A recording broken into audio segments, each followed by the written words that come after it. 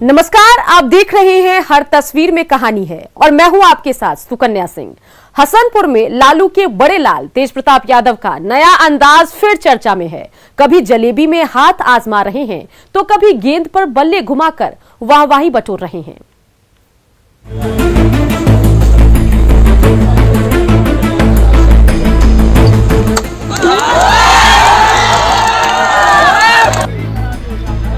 कढ़ाई पर गर्म तेल के ऊपर आरजेडी नेता तेज प्रताप यादव के हाथ तेजी से घूम रहे हैं और आड़ी तिरछी जलेबी आकार ले रही है। ये है जनता के दिलों तक पहुंचने के लिए तेज प्रताप यादव का अनोखा अंदाज। तो जलेबी की कढ़ाई पर लालू के बड़े लाल को हाथ आजमाते देखने के लिए आम लोगों की भीड़ उमड़ पड़ी है। तेज प्रताप के हाथों बनी जलेबी जैसे ही चाशनी में डूबी, खरीदारों का तांता लग गया। तो हसनपुर की गलियों में तेज प्रताप ने जलेबी बनाई भी और जनता को परोसी।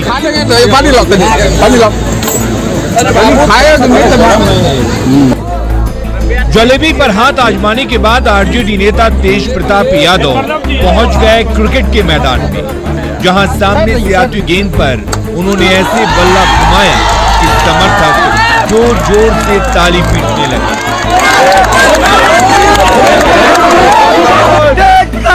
जिंदाबाद जिंदाबाद जिंदाबाद, तेज प्रताप यादव जिंदाबाद जिंदाबाद जिंदाबाद। हालिया चुनाव प्रचार के दौरान हसनपुर की जनता का दिल जीतने के लिए तेज प्रताप यादव अलग अलग अंदाज में दिखते रहे हैं। तो चुनाव जीतने के बाद जब वो हसनपुर की जनता के बीच पहुंचे तो उनका वही अंदाज फिर से नजर आया।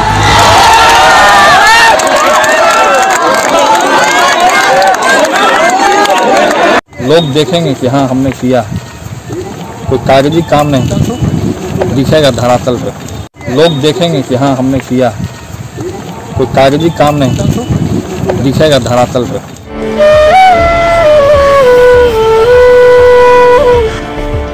लालू के बड़े लाल तेज प्रताप यादव सियासत से ज्यादा अपने रंग रूप और स्टाइल को लेकर अक्सर चर्चा में रहते हैं। तो हसनपुर की गलियों में एक बार फिर उनका ये नया अंदाज खूब सुर्खियां बटोर रहा है। मुकेश, न्यूज़ 18, समस्तीपुर।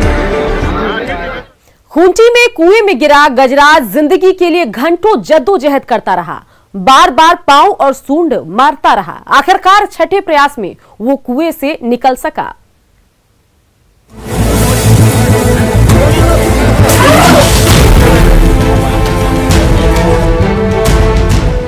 तोरपा के उकड़ीमाड़ी गांव में झुंड से बिछड़ा हाथी 30 फीट गहरे कुएं में जा गिरा। कुएं से बाहर निकलने के लिए वो बार बार प्रयास कर रहा है। हाथी को बाहर निकालने के लिए जेसीबी की मदद से टनल भी बनाया गया, लेकिन कई बार की कोशिशों के बावजूद गजराज वापस कुएं में गिर जा रहे हैं। तो क्या ये हाथी कुएं से बाहर निकल पाएगा?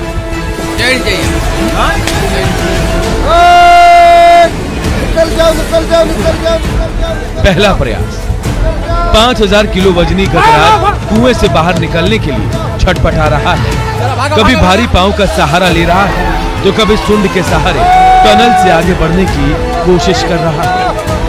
देखिए ये हाथी कैसे पांव की मदद ले रहा है, लेकिन ये क्या, ये हाथी फिर से कुएं के पानी में गिर गया।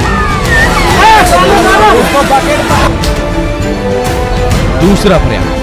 गजराज दूसरी बार भी पांव के सहारे जोर लगा रहा है।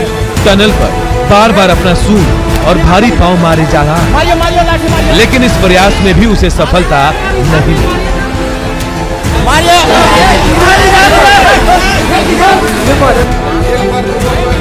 तीसरा प्रयास। गजराज ने झुंड में लौटने की उम्मीद नहीं छोड़ी है। तीसरी बार फिर से जोर लगा रहा है। पोकलेन के जरिए कुएं से बाहर निकालने के लिए बनाए गए और रास्ते पर आगे बढ़ने की कोशिश कर रहा है। देखिए गजराज किस तरह से टनल के मुहाने पर अपना भारी पांव मार रहा है, लेकिन उसकी पकड़ ढीली पड़ती जा रही है।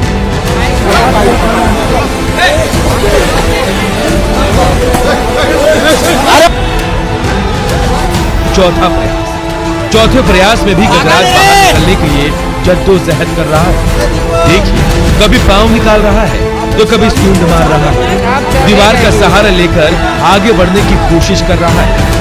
कुएं की दीवार पर लगे ईंट और पत्थर के टुकड़े उसके ऊपर गिर रहे हैं। बार बार प्रयास के बावजूद वो वापस कुएं के पानी में गिर गया।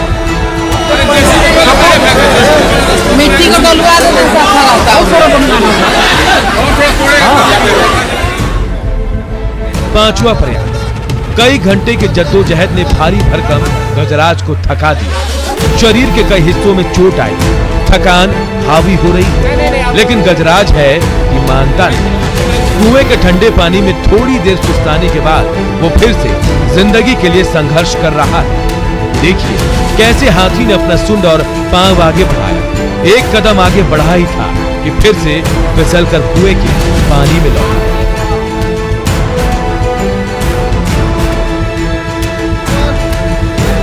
छठा प्रयास। लेकिन बार बार की असफलता के बावजूद थके हारे और चोटिल गजराज की हार नहीं मानी। कुएं के पानी में थोड़ी देर सुस्ताने के बाद देखिए गजराज किस तरह से उठ खड़ा हुआ।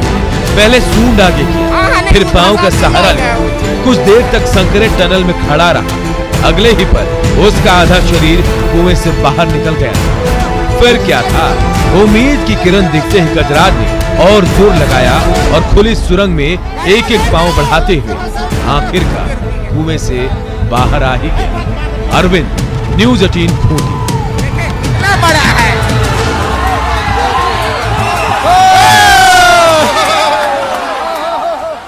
बक्सर में खाली मालगाड़ी पर वनरक्षी उम्मीदवारों ने कब्जा कर लिया। घर जाने की जल्दी में वो ऐसे सफर पर निकले कि थोड़ी भी चूक जान पर भारी पड़ सकती थी।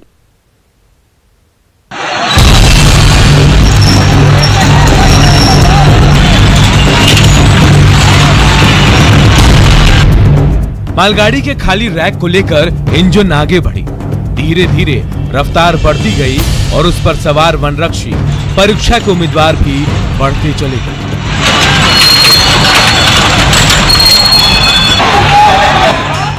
ये बक्सर रेलवे स्टेशन का नजारा है, जहां से मालगाड़ी का रैक लेकर ये इंजन अपनी मंजिल की ओर रवाना हुई। लेकिन मालगाड़ी के खाली रैक पर वनरक्षी उम्मीदवारों ने कब्जा जमा लिया और खतरे की परवाह किए बिना उस पर सवार होकर वो भी मंजिल की ओर रवाना हुए।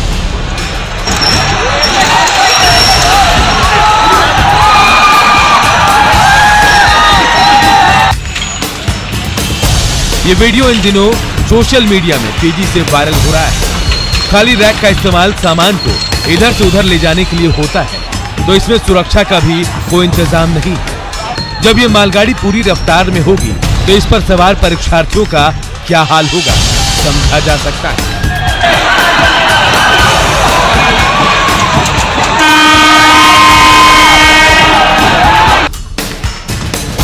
लेकिन जिस तरह से इस पर ये परीक्षार्थी सवार हो गए, उससे हादसे की आशंका बनी हुई है। कोरोना काल में सीमित संख्या में ही एक्सप्रेस और लोकल ट्रेनें चल रही हैं। इससे अक्सर रेल यात्रियों के साथ साथ डेली पैसेंजर और परीक्षार्थियों को परेशानियों का सामना करना पड़ता है। लेकिन ये परीक्षार्थी जिस तरह से इन खाली मालगाड़ियों पर सवार हो गए हैं, उससे सुरक्षा को लेकर भी कई गंभीर सवाल खड़े हो गए। पुष्पराज, न्यूज़ 18 बक्सर। बेतिया के हजारों ग्रामीण एक चचरी पुल के सहारे हर दिन आते जाते हैं, लेकिन थोड़ी सी भी लापरवाही उन्हें सीधे गंडक की गोद में ला सकती है।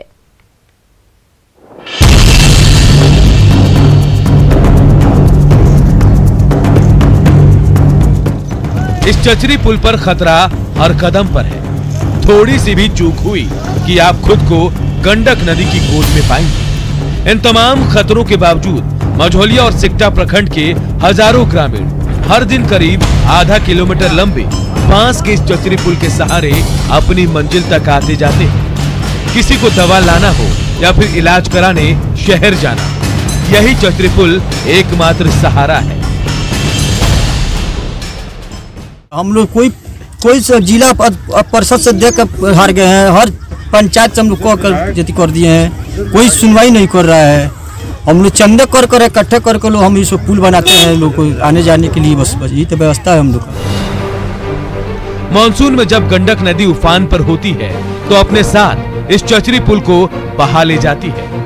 उस समय में नदी के उस पार रहने वाले हजारों ग्रामीण पूरी दुनिया से कट जाते हैं। लेकिन जब नदी की धारा शांत होती है तो दोनों प्रखंडों के ग्रामीण चंदा इकट्ठा कर ये पुल बनवाते हैं। हर साल यही कहानी दोहराई जाती है।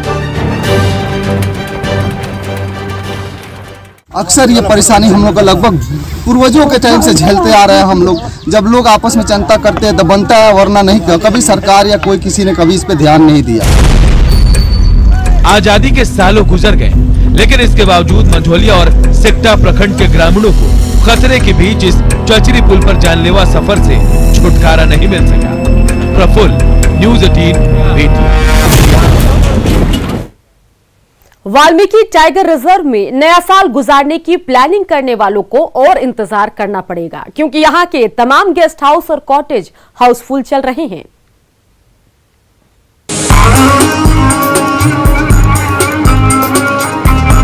रोमांच के शौकीनों को वाल्मीकि टाइगर रिजर्व के हरे भरे जंगल अक्सर अपनी ओर आकर्षित करते हैं। जानवरों के स्वच्छंद विचरण के साथ नए साल पर भला कौन नहीं घने जंगल की सैर करना चाहेगा।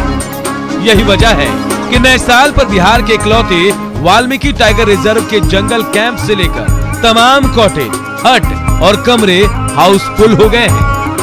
ऐसे में वाल्मीकि नगर में नया साल गुजारने की तैयारी कर रहे सैलानियों को अपनी बारी आने का और इंतजार करना पड़ेगा। अभी जो स्थिति है वो लगभग 3 या 4 जनवरी तक की बुकिंग पूरा जंगल कैंप हमारा फुल हो चुका है। तो इसलिए अब नए टूरिस्ट के लिए एकोमोडेशन भी संभव नहीं है। पूरे के पूरे सभी ऑनलाइन बुकिंग से रूम जो है हमारे ऑक्युपाइड हो चुके हैं। तो नए साल में बिना अनुमति के वाल्मीकि व्याघ्र रिजर्व में प्रवेश और पिकनिक मनाने वालों की इस बार खैर नहीं होगी। प्रशासन ने मंजूरी के बिना जंगल में आने जाने, खाना बनाने, बाजा बजाने और शिकार करने पर पाबंदी लगा दी है। साथ ही इसका उल्लंघन करने वालों पर वन्य प्राणी अधिनियम के तहत कार्रवाई करने की चेतावनी भी दी गई है। कि टाइगर रिजर्व के अंदर जो है वो किसी भी परिस्थिति में आप जो है पिकनिक मनाने या आग जलाने या इस तरह की एक्टिविटीज न करें।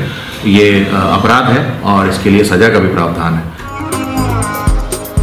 प्रकृति की गोद में 900 वर्ग किलोमीटर में फैला बाघों का ये खूबसूरत आशियाना सैलानियों के स्वागत के लिए पूरी तरह से तैयार है।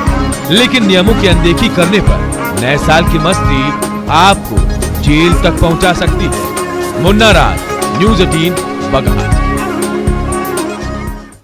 समस्तीपुर में ठंड का सितम बढ़ता जा रहा है, तो चौक चौराहों पर अलाव के जरिए इंसान क्या जानवर भी ठंड से जंग की जद्दोजहद में जुटे नजर आ रहे हैं।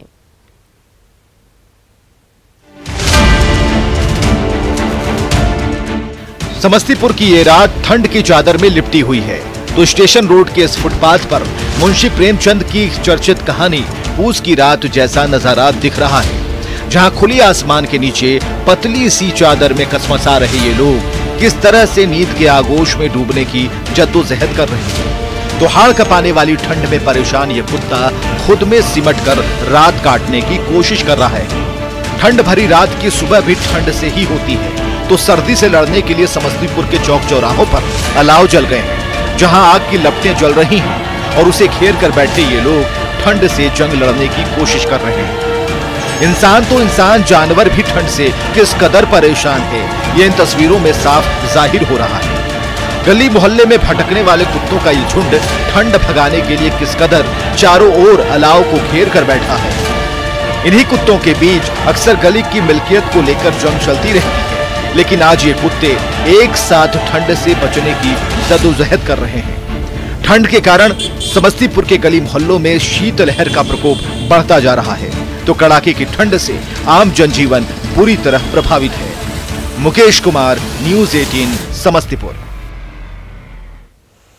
कभी सीख की कलाकृतियां हर घर की शोभा बढ़ाती थी, लेकिन सरकारी उपेक्षा की वजह से मिथिलांचल का ये खूबसूरत सीक आर्ट अब दम तोड़ता दिख रहा है।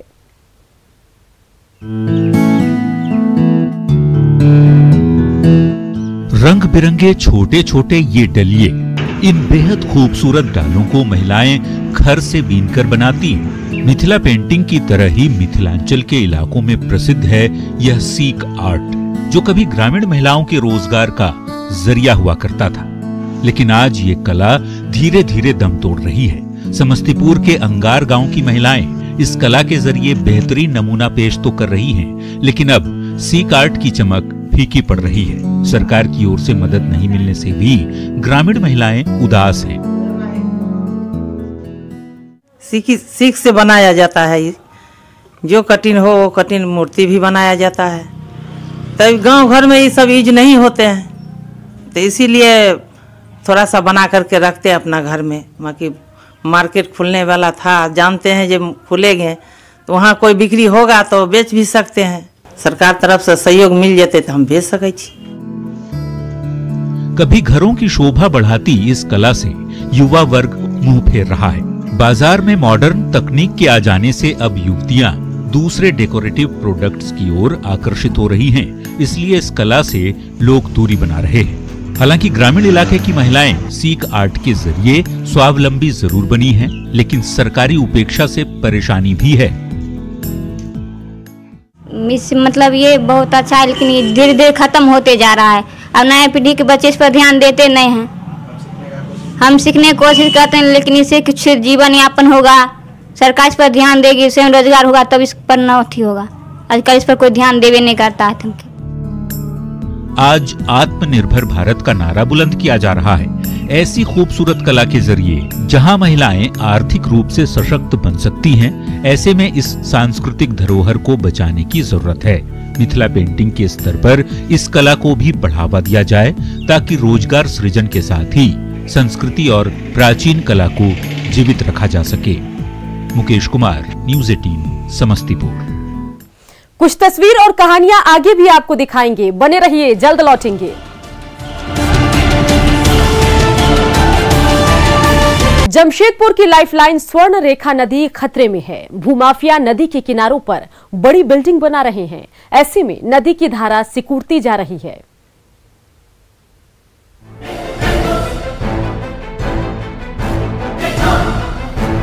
स्वर्ण रेखा नदी की तलहटी में रातों रात फ्लाई ऐश का ये विशाल पहाड़ खड़ा हो गया है, तो उसके ठीक पीछे देखते ही देखते बड़ी बड़ी इमारतों का ढांचा तैयार हो गया है।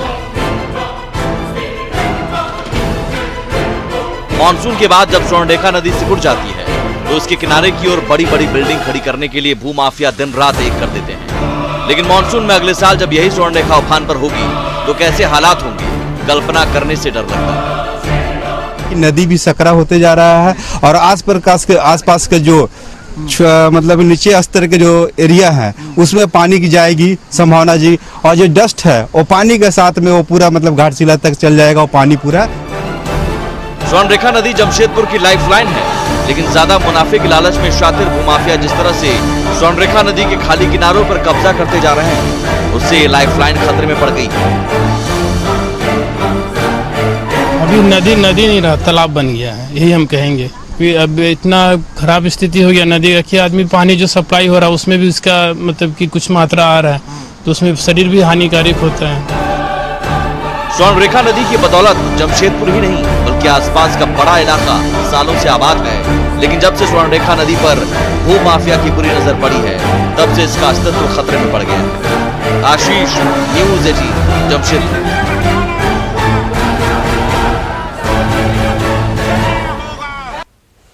तमाड़ के लड़ाकू मुर्गों के दीवाने बंगाल से लेकर ओडिशा तक हैं, तभी तो इन मुर्गों को खरीदने के लिए मुर्गा व्यापारी मुंहमांगी कीमत देने को तैयार रहते हैं।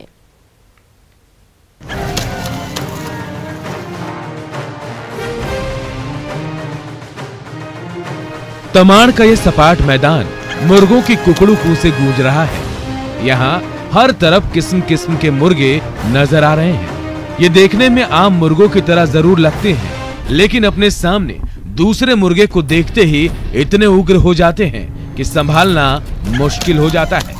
तमाड़ के इस मैदान में एक से बढ़कर एक लड़ाकू मुर्गों का ऐसा बाजार लगा है कि उसे खरीदने के लिए रांची और रामगढ़ ही नहीं बल्कि पश्चिम बंगाल से लेकर ओडिशा तक के व्यापारियों का तांता लगा हुआ है। यहाँ का मुर्गा में आपको कलकत्ता से आता है खरीदार, जैसे रामगढ़ से आता है, रांची से आता है, टाटा से आता है। यहाँ का क्वालिटी अच्छा रहता है। तमाड़ के बाजार में ग्राहकों का इंतजार कर रहे ये मुर्गे खाए नहीं जाते, बल्कि इतने ताकतवर हैं कि लड़ाई के मैदान में बड़ी बड़ी बाजी जीत ले। यही वजह है कि ये मुर्गे 4 से लेकर 10,000 रुपए की कीमत में हाथों हाथ बिक जाते हैं।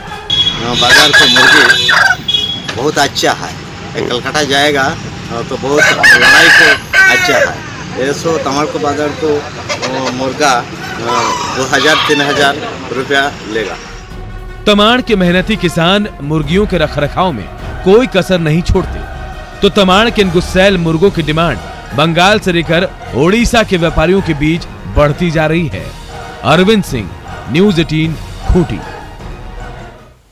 और इसी के साथ बुलेटिन में इतना ही। आप बने रहिए न्यूज़ 18 बिहार झारखंड के साथ।